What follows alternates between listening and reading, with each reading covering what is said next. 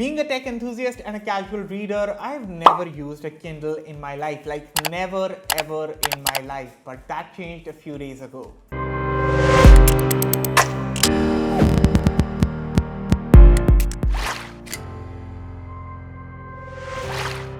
Hello everyone, I'm Ania for Fiiber and this is my review of the all-new entry-level Amazon Kindle 2022 edition. And before we get on with the rest of the video, before I talk about all my experience about the Kindle 2022 edition, consider hitting that red subscribe button for all the latest tech videos and also turn on the bell so that you don't miss any of our latest updates.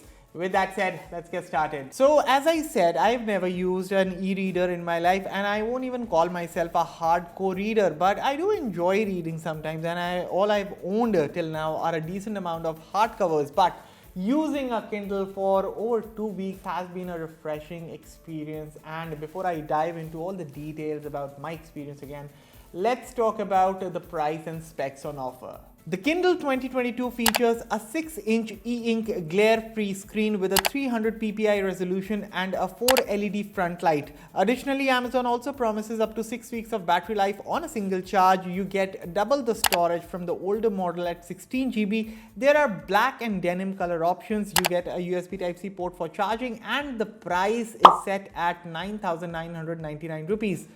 Now, one thing that many potential buyers will notice here is that by putting in 4,000 rupees to 5,000 rupees extra, one can get the Kindle Paperwhite model. This, of course, for more money also gets you a larger display, waterproofing, and 17 LED front lights. So should you get the Kindle Paperwhite over the entry-level Kindle? Well, if you have the budget, if you can go, you can spend more, you want the waterproofing, you want a better lighting options, you want the larger display, then definitely go for that one.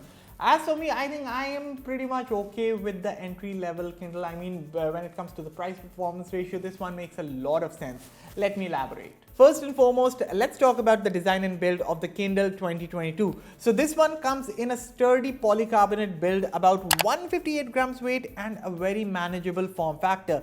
The matte finish at the rear does a good job of keeping the fingerprints and smudges at bay, but I would say that the back does get scratched easily. Now, of course, if you want to protect your Kindle from scratches, then you can always opt for a case. There are third-party ones. Even Amazon makes an official one for the entry-level Kindle. You can opt for that. Or you can also apply skins on the Kindle, something that I would be applying whenever I get the chance. But otherwise, in terms of form factor or build, Amazon has done a great job. It's a pretty sturdy device, as I said, very manageable, and holding it in one hand and operating it was never a problem for me. Now, at the bottom is where you get the USB Type-C port for charging, and this simply makes it easy for me to charge this device, as I only carry one Type-C charger for charging all of my gadgets. Now, in terms of charging speed, I think what I've heard is that a 9-watt charging speeds is supported on the Amazon Kindle 2022. And you know, when I first booted this device, it was at about 55% charge, and then I fully charged this device, and it took about 1 hour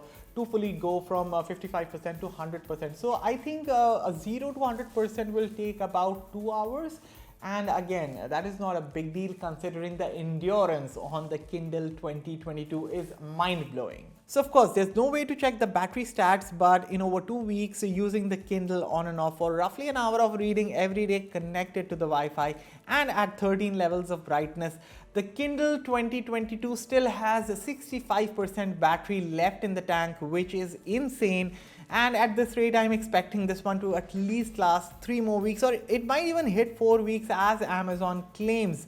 Either way, battery life gets a huge thumbs up on the Kindle 2022.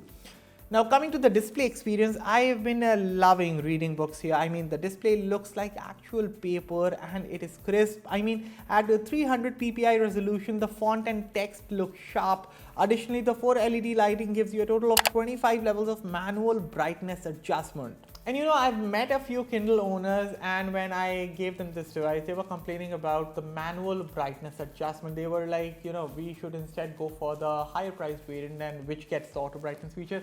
And I'm like, that one costs 8,000 rupees more than this one. So, I am okay spending 10,000 rupees, and I'm okay, adjusting the brightness manually. And I'm sure that many of you who have a Kindle or who must be eyeing a Kindle, you must be okay with adjusting the brightness manually. But anyway, if you are seeing this video right now, what are your thoughts? Do you prefer automatic brightness adjustment if you would have a Kindle, or are you okay with manually adjusting the brightness on a Kindle? Let me know in the comments. So as I said, I am accustomed to 13 levels of brightness now. It is like it works everywhere for me. However, the adjustable warm light feature would have been amazing here, but again, if you want that and more, you got to pay more. Finally, in terms of software experience, the Kindle 2022 is very user-friendly even for first-time users. So at the bottom, you can see two tabs. There's Home, where you can search all the new books, and then there's the Library tab that holds your purchased books. And then you can access the drop-down menu from the top that shows you important information like the date and battery stats. Plus, you can toggle a few buttons here, turn on dark mode, manually adjust brightness, and head over to settings.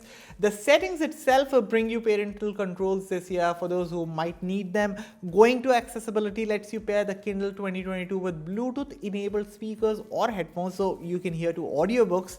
And while reading books also, I love to see the option to search for a word's meaning, highlight a sentence or bookmark a page and more. I think these features were pretty cool. With all said and done, should you get the Amazon Kindle 2022? Should you put in about 10,000 rupees on an e-reader? I would say if you love reading, or even if you're a casual reader, get the Kindle, as it is totally worth it. And my two reasons being that first, if you own a lot of hardcovers, then you know how much space the books take at one's place. But if you have a Kindle, then you can store all your digital books in this tiny gadget, which is very portable and it is great. And my second reason being is that the Kindle 2022 has been easy on my eyes. I mean, even after an hour of reading, I never felt restless or anything. In fact, I tried reading books using the Kindle app on my phone, and I couldn't take more than 5 minutes. So the Kindle 2022 scores high in that department as well. So all in all, if you love reading, then I think you should definitely own the Kindle 2022. It is easy on the eyes. It comes with superb endurance. I mean, endurance is so great that it can even last you 30 days on a single charge. And I think, it's the best reasonable way to own digital books without spending on the hardcovers that take up space at your home. Fiiber rates the Kindle 2022 a strong 9 on 10.